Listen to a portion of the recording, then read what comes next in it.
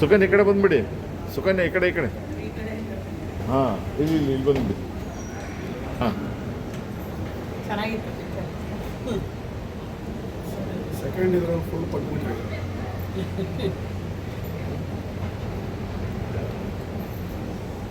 Never expected ಅದು.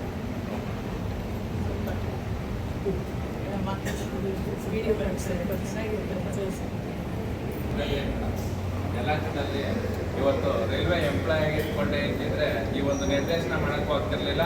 ಹಾಗೆ ನಮ್ಮ ಗೋವಿಂದರಾಜ ಸರ್ ಅವರು ಇದಕ್ಕೆ ಒಂದು ಕೈ ಜೋಡಿಸ್ತಾ ಇದ್ದಿದ್ರೆ ನಿಜವಾಗ್ಲೂ ಇಷ್ಟು ಬೇಗ ಮೂವಿನೂ ಬರ್ತಿರ್ಲಿಲ್ಲ ಮೇಡಮ್.